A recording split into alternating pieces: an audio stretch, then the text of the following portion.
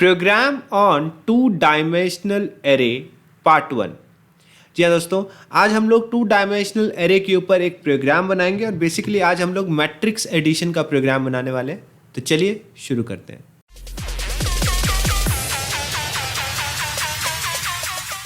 Hello everyone, welcome to Programming Perception.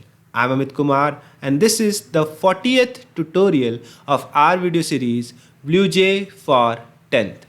और आज के ट्यूटोरियल में हम लोग देखने जा रहे हैं एक प्रोग्राम टू डायमेंशनल एरे के ऊपर एंड वो प्रोग्राम होगा मैट्रिक्स एडिशन का।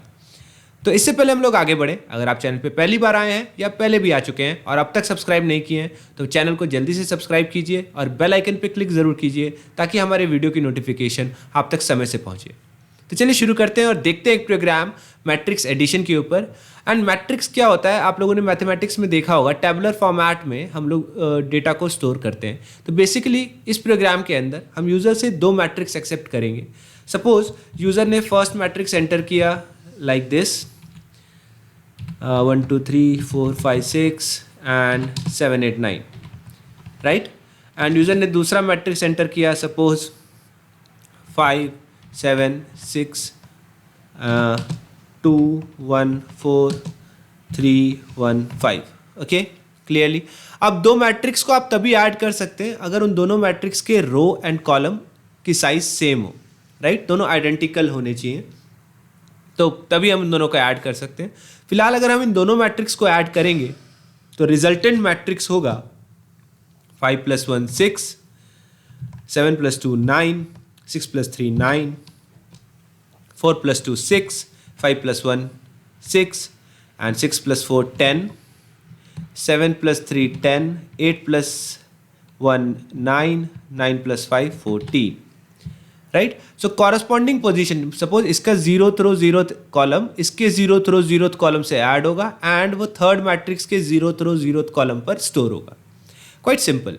तो चलिए इस प्रोग्राम को बनाते एंड रन कराएंगे फिर। So this is matrix addition program. So class का नाम भी मैं दे दे रहा हूँ matrix addition. Okay fine. And इस क्लास के अंदर हम लोग बेसिकली मैट्रिक्स को एक्सेप्ट करेंगे, राइट, एंड मैट्रिक्स को ऐड करेंगे। मगर ये सारा काम हम लोग करने वाले हैं मेथड्स की मदद से। ओके, सो मेथड्स की मदद से हमको एक ही काम बार बार नहीं करना पड़ेगा, राइट। अदरवाइज हमको इसमें कई टास्क ऐसे हैं जो बार बार रिपीटेटिवली हमको करने पड़ेंगे। फॉर एग्जांपल हम दोनों मैट्रिक्स की वैल्यू को एक्सेप्ट करेंगे तो एक काम मैट्रिक्स की वैल्यू को एक्सेप्ट करने का हमको यहाँ पे डेफिनेटली करना ही पड़ेगा। दूसरा काम है हमको तीनों मैट्रिक्स की वैल्यू को डिस्प्ले करना है। तो इन दोनों कामों को करने के लिए, यानी मैट्रिक्स की वैल्यू को एक्सेप्ट करने के लिए और मैट्रिक्स की वैल्यू को डिस्प्ले करने के लिए मैं एक मेथड बना रहा हूँ, राइट। और यहाँ पर मैं स्टैटिक मेथड बना रहा हूँ। रीज़न बीइंग क्योंकि मैं इस मेथड को मेन मेथड के अंदर कॉल करूँगा जो खुद स्टैटिक है। तो अगर मैं एक स्टैटिक मेथड नहीं बनाऊँगा तो मैं मेन के अंदर इसको कॉल नहीं कर पाऊँगा, राइट। सो मैं एक मेथड बना रहा हूँ स्टैटिक मेथड जो integer type 2D array return करता है और इसका मैंने नाम दे दिया get matrix. Okay, so quite simple.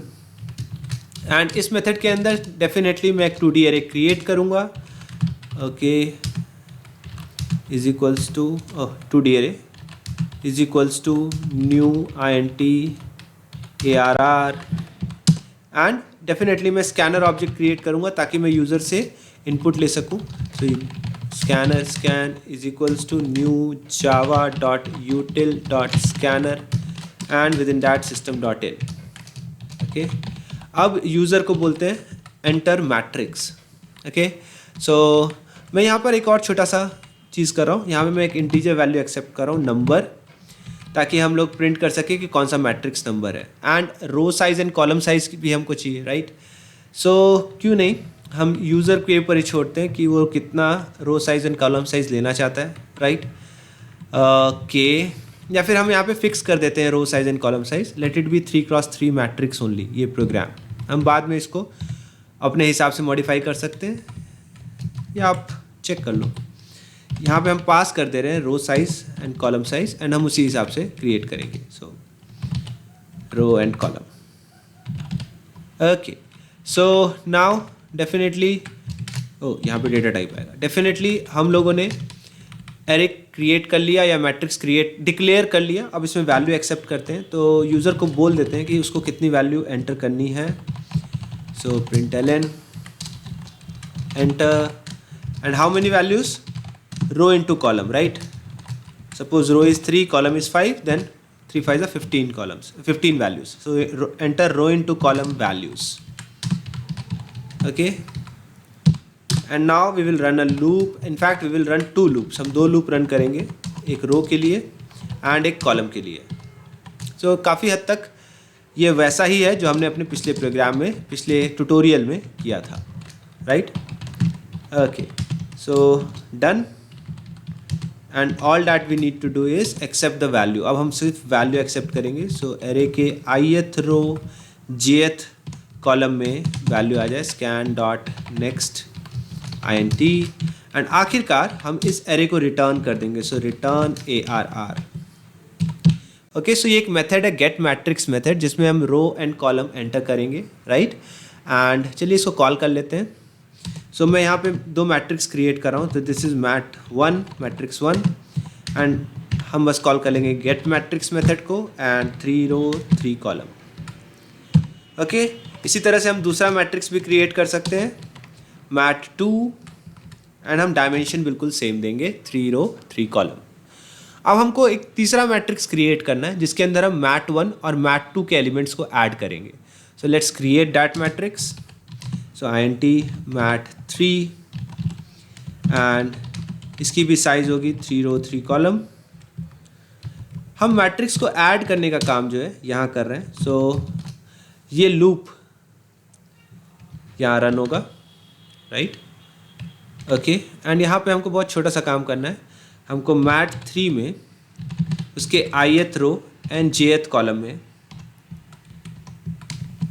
mat1 का ith रो jth कॉलम और mat2 का ith row jth column element add करके स्टोर करना है। So that's it.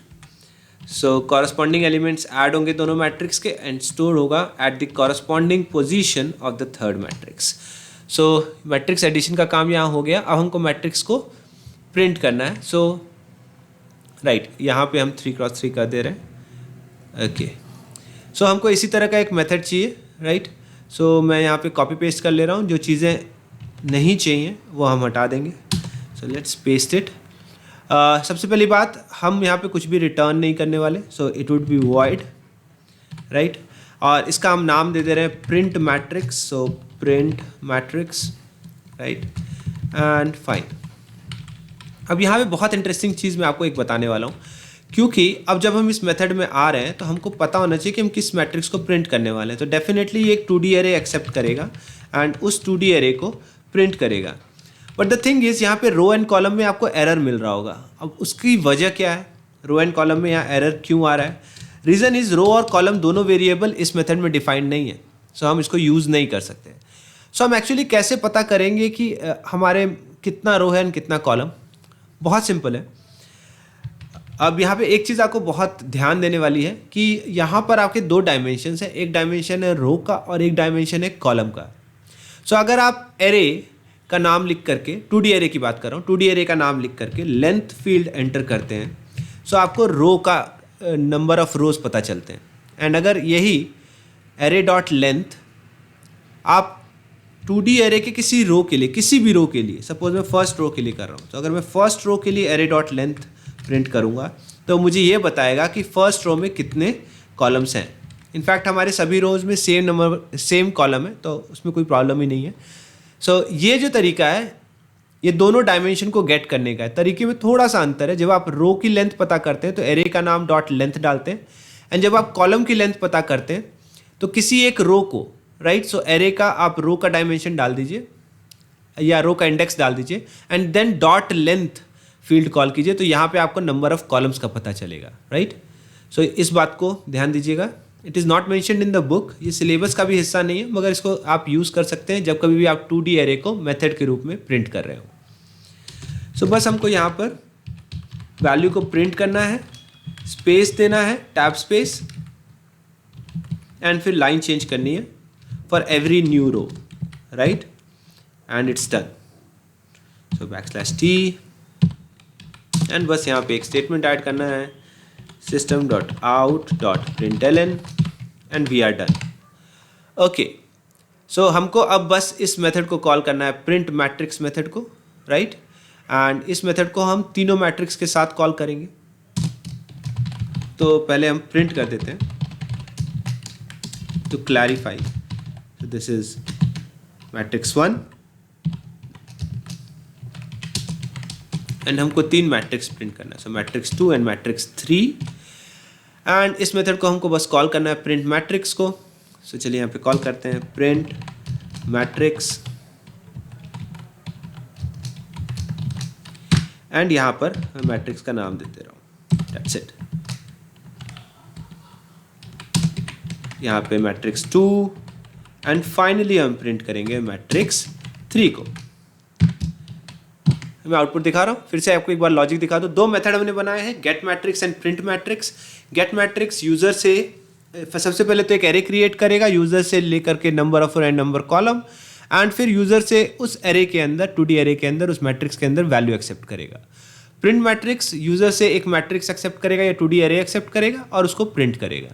यहाँ पे हम लोगों ने गेट मैट्रिक्स की मदद से दो मैट्रिक्स क्रिएट कर लिया, right. And third matrix create किया, एक लूप रन किया, नेस्टेड लूप, जिसमें उन दोनों मैट्रिक्स के कॉरस्पॉन्डिंग पोजीशंस को ऐड करके थर्ड के कॉरस्पॉन्डिंग पोजीशन पर हम लोगों ने स्टोर किया। एंड फिर हम लोगों ने प्रिंट मैट्रिक्स मेथड को कॉल करके तीनों मैट्रिक्स को एक एक बार प्रिंट कर दिया। एंड इमेजिन नाउ, अगर हम लोग ये मेथड नहीं बनाए होते तो ये कोड हमको एटलीस्ट 2 बार लिखना पड़ता मेन मेथड के अंदर, एंड ये कोड हमको एटलीस्ट 3 बार लिखना पड़ता मेन मेथड के अंदर। सो डेफिनेटली मेथड्स के रूप में आप कोड की रिडंडेंसी या एक ही कोड को बार बार लिखने से बच सकते हैं। So that's it for today's video. Hope to meet you in the next video tutorial. तब तक के लिए thank you and happy programming.